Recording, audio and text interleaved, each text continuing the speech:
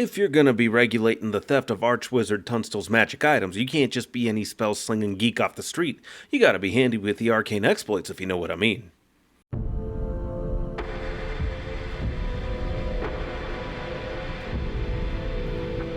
Hello there, everyone. Welcome back down here to the Gamer's Den with me, your host, Jordan, your master of lore and storyteller extraordinaire, continuing our look at the first edition Pathfinder Arcanist guide. Today, we are going to take a look at the arcane exploits that you're able to pick up as you advance through this class. And by no means are we going to be left with many poor choices. In fact, most of the choices are good to great, with some mixtures of, okay, and a smattering of exploits that aren't so good mechanically, but overall, you've got a pretty wide swathe of options in order to keep most any build happy and satisfied, especially since, well, it's a spellcasting class, a full progression spellcasting class, so you're going to have many things to keep you and your allies alive, healthy, kicking, and active throughout so many different situations. But before we get into all of that, if you're new here to the channel, go on down there, hit the subscribe button, and become a regular member here at the Gamer's Den. Or if you've already gone on ahead and listed yourself on that incredible roster of legendary heroes, then go on down to hit the like button and share the video far and wide. But now, let's go ahead and start getting into the arcane exploits. And we're going to start off, of course, with some of the best choices that you can pick up and give a little bit of a breakdown and try to go over, which ones are going to be suitable for certain builds. It should be fairly obvious, though, and I've tried to outline it as we go. But to begin with, we have Quick Study. By referencing your spellbook as a full round action and spending one reservoir point, replace a prepared spell. So you have to replace it with the spell that's in your spellbook, you have to crack that open, and it takes a full round action, which does hurt, but this actually helps to lean more heavily into the already ridiculous levels of flexibility that you have. It's just this is something where it's going to definitely take a bit of thought in weighing the risk and rewards of what this particular action is going to be, because this assumes, I would assume that you're using this in an instance where a particular spell is going to end up being critical. Maybe say it's a defensive spell of some sort that is really well suited to, let's say, an elemental damage type an enemy is throwing at you that you weren't otherwise prepared for. And doing this, especially getting it out of the way as quick as possible, will benefit you and the rest of your team. That would be a situation where I could see this being useful. But even though I can't picture every single situation out there, the flexibility makes this incredibly handy for you. Next is Potent Magic, which is one that is going to be useful for just about any kind of build, because when you spend a reservoir point to increase the caster level or the save DC of a spell, increase it by 2 instead of 1. So remember when I mentioned before that increasing the save DC by 1, it's not bad, but by 1 isn't really anything super useful. I mean, it is another added step. It makes you slightly more likely, but bumping that up by 2 is definitely more significant. It does a lot to keep some of your lower level spells, but overall, the biggest thing, though, is still definitely increasing the caster level for the spell being cast, because that's going to be longer duration for a lot of spells, particularly buffing spells. So that alone makes this a great ability, and it's going to work no matter what kind of an Arcanist build that you're putting together. Similar with Dimensional Slide, spend 1 point to move 10 feet per Arcanist level as part of your move or withdraw action. This counts only as 5 feet of movement for your total movement. So if you're level 5, you're getting 50 movement that only counts for 5 of your movement, meaning you have 25 feet of movement left afterwards, meaning you are getting 75 feet of movement, and the dimensional move does not provoke attacks of opportunity. Now, the rest of your movement does and can provoke attacks of opportunity, but this is great because this is going to allow you to reposition pretty damn readily, and positioning can make all the world of difference. Dimensional Slide will do so much for you. Any one of these 3 is going to work for just about any sort of Arcanist build. Then we have Familiar, and Familiar is one that is going to be worthwhile for, again, a nice wide array of different kinds of Arcanist builds. You gain a Familiar per Arcane Bond as if you were a wizard, using your Arcanist level as your wizard levels. If you gain a Familiar from another class, say for whatever reason you decided to dual class with wizard, the Arcanist levels stack with that other class's levels, except with a Familiar gained through the Bloodline Development exploit, so it won't stack together and work in that instance. So that's something to bear in mind here. You're really going to want to pick and choose and plan things out ahead of time, but in either case, you're going to be coming out with a Familiar, whichever of those options you go with. And just for a brief overview on some familiar options for you to look at. First is Green Sting Scorpion. This has a +4 bonus to your initiative, and being a full spellcasting class, going as early as you can in the initiative order is going to be huge. It's going to wildly change the outcomes of many fights. On top of that, the Green Sting Scorpion has a +15 to its stealth skill, and given its size and this stealth skill, it's going to have an incredibly easy time acting as a scout for your party, assuming you don't have one or can't afford to risk the party's vigilante or whoever it is that might be fulfilling the scout role. Next also is the Hare, which also has a +4 bonus to initiative, has a +15 to stealth, and 50 feet of land speed. So that thing is going to be able to be moving, booking it, and do so stealthily and still provide you that nice, incredible initiative bonus. But then we also have the Tarsier. The benefit to this one is that it has hands, meaning it's going to have an easy time retrieving items for you, handing things off to you, making it so that it's a nice, safe, quick, and easy thing that minimally impacts your action economy. And then it also has a +19 to its stealth skills as well, so it is going to be incredibly stealthy and make for a very, very effective scout. But these are by no means the only familiar options. There's plenty of others that are really cool and give good to really great bonuses overall. But anything that's along these lines with good initiative scores, has hands, has some significant speed or skill bonuses, especially in areas that you don't have skills or can help to kind of shore up weak spots in the rest of the party, make any of these options or options like them well worth it. Then we have Counterspell. Expend a reserve point and attempt to identify a spell as per the normal rules for Counterspell. On success, you attempt to Counterspell as an immediate action by expending a spell slot 1 level higher than the spell being countered. So a little bit expensive, but if it means preventing enemy casters from dealing damage or creating all kinds of battlefield control or layering debuffs on you and your allies, definitely going to be worth it. But you make a Dispel check as if using Dispel magic. If the spell being countered is one the Arcanist has prepared, they may instead expend a spell slot of equal level and receive a +5 bonus on the check, which reduces the expense. This is a little bit incidental, but a lot of spells are going to be fairly popular and useful across different kinds of spell casting classes. Any of the Arcanist classes, wizards, sorcerers, and then I believe summoners.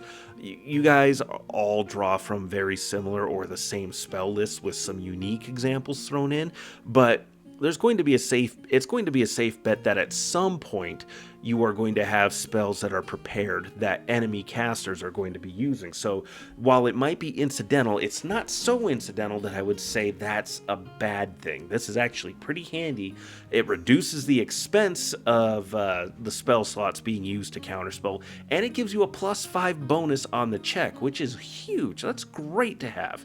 Counterspelling with this exploit doesn't trigger any feats or abilities that are normally associated or triggered by counterspelling. So if you've built into that a little bit for somehow or for some reason and you have picked up this arcane exploit, you're kind of shooting yourself in the foot a little bit there. But that said, this is not a bad one to go with at all. The fact that you can do this as an immediate action to interrupt and disrupt what an enemy caster is doing, that makes this incredibly useful, absolutely stunningly useful.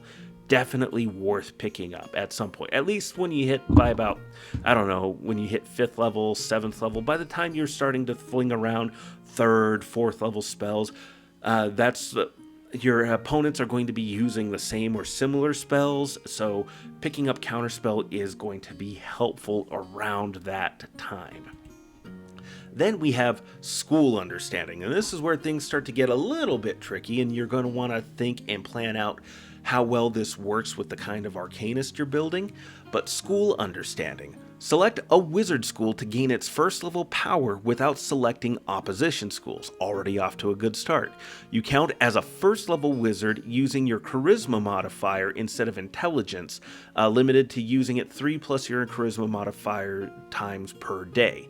So you count as a 1st level wizard. That still makes these powers and abilities that you gain from the wizarding school useful, but using your charisma modifier can start to hinder this a little bit if you are making an Arcanist build that is looking at dumping its charisma.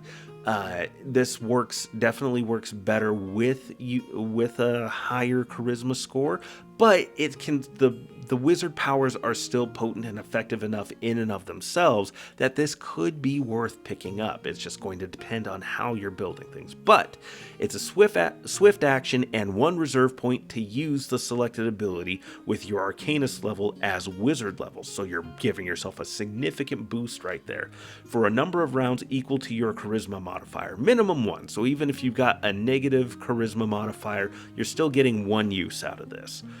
You also gain use of the other 1st level ability of the school while this is active.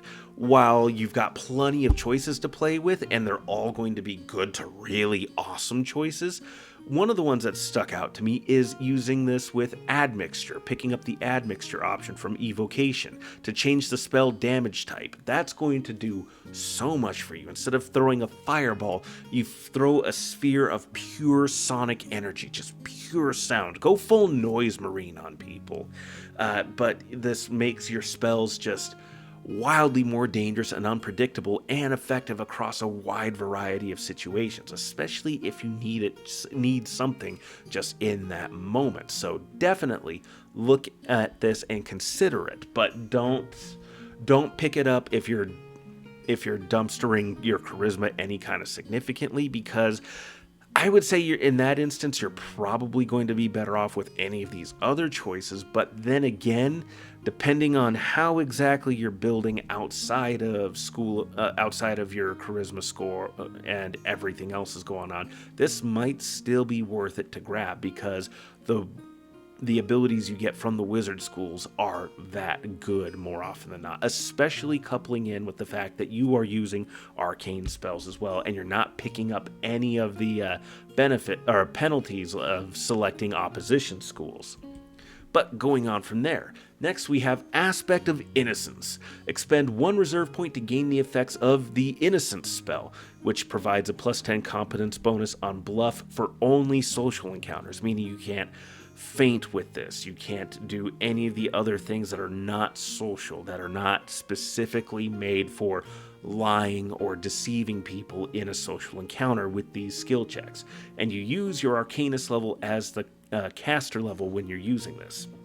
So you can already see where this gets to be a bit not as good. Like, it's great if you've got if you're building into a good charisma score, because having face skills is going to be useful for most classes, and picking up this arcane exploit, this can help to make you more potent and effective in social situations without having to use your spell slots as much. But it is limited to just bluff, although bluff is great.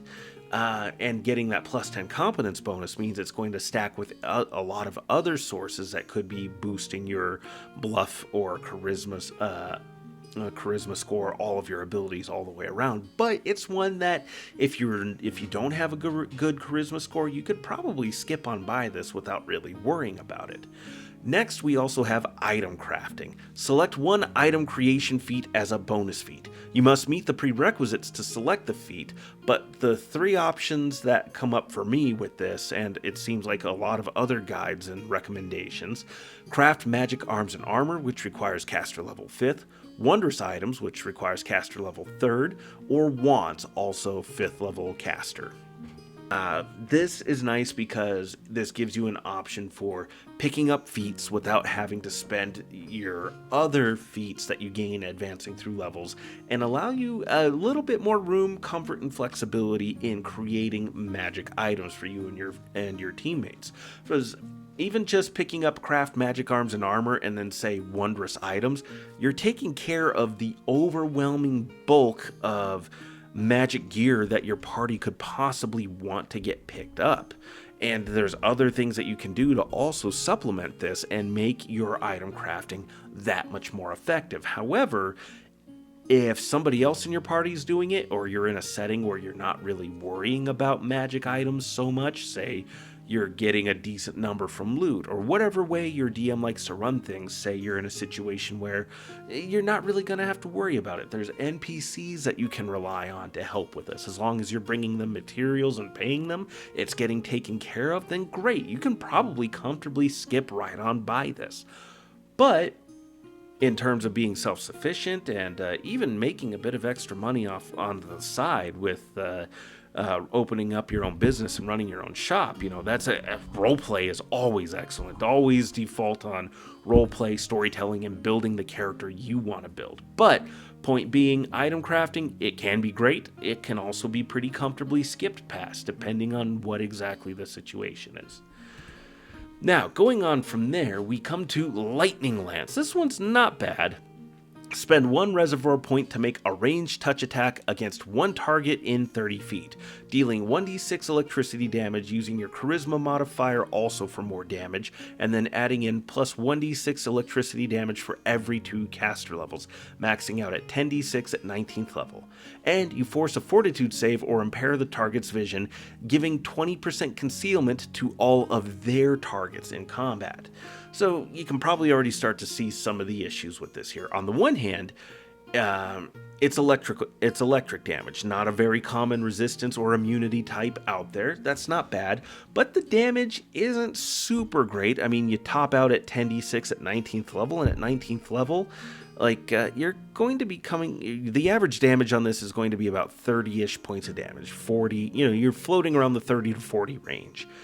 And the number of opponents that you're going to be facing that can eat 30 to 40 points of damage is going to be pretty high. Even if you roll max damage and you get 60 points of damage out there, that's nothing to sneeze at, but at the same time, against a single target that's within 30 feet of you, not ideal. And not only that, but this is probably going to be most effective against melee targets, because this is coming in pretty close here as it is. Just a 30-foot range. You're only going to be able to hit one target, and you're impairing their vision. You're probably going to be aiming at a fighter type of some sort, some kind of tank monster or opponent that's coming in and is about to deal an incredible amount of damage. And on the one hand, that's going to, if you can get the 20% concealment to anything that they're swinging at, that's going to be fantastic. But on the other hand, they're also going to be most likely the types of creatures or opponents that are going to make that fortitude save. So this kind of fluctuates around a little bit in exactly how effective it's going to be. But it's not a bad one, certainly. Unlike philanthropic magic, when casting spells on allies, spend a reservoir point to grant them temporary hit points equal to the spell level. These temporary hit points stack with other sources, which, nice, but again, whoop-de-doo, oh no, 1 temporary hit point for, let's say you use a first level spell that is able to hit yourself, all your allies, 1 temporary hit point apiece, whoop-de-doo. I mean, even if you go up to using a 9th level spell on your allies, and trying to think of what 9th level spells you could use.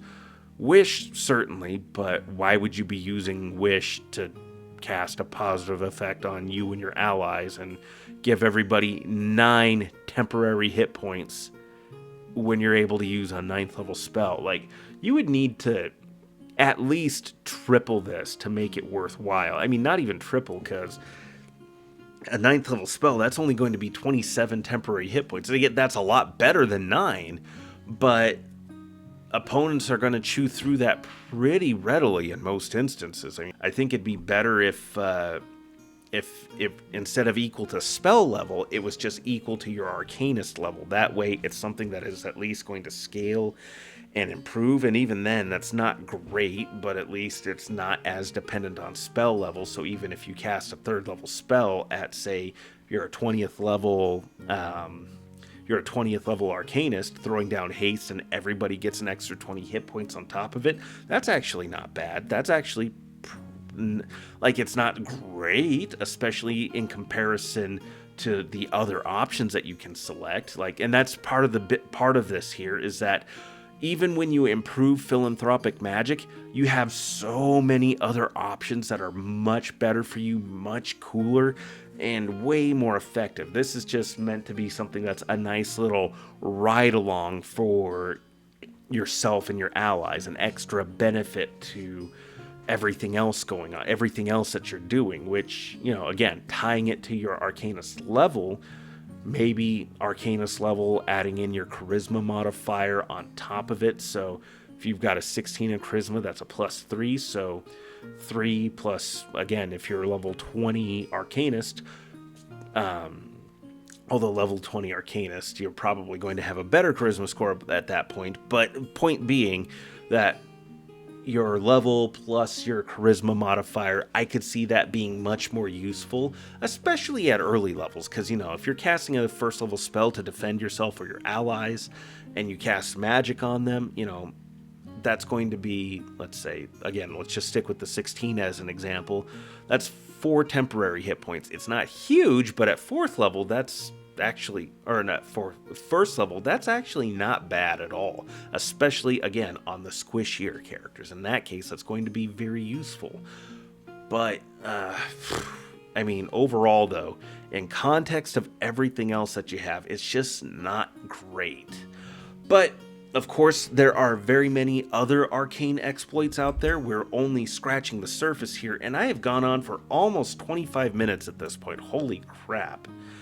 Point being, there's a lot here, there's a lot that you can do, and there's so much, and we haven't even gotten to greater exploits yet. So stick around for that. We'll cover greater exploits next time around, maybe even go over a few of the other examples of bad exploits that are just the regular arcane exploits. But let me know your thoughts in the comments down below. Did you like today's video? Did you dislike it? Hit the like and dislike buttons and let me know your thoughts down below in the comments section so that we can engage in discussion. What are some other arcane exploits that you might recommend? Certainly there's plenty more. Like, I didn't go over everything. There's plenty of other cool, good to okay options that, depending on circumstances, could be really awesome. Like, oh, was it the holy water jet? Something like, basically you spray holy water, which a lot of situations probably not going to do a lot for you.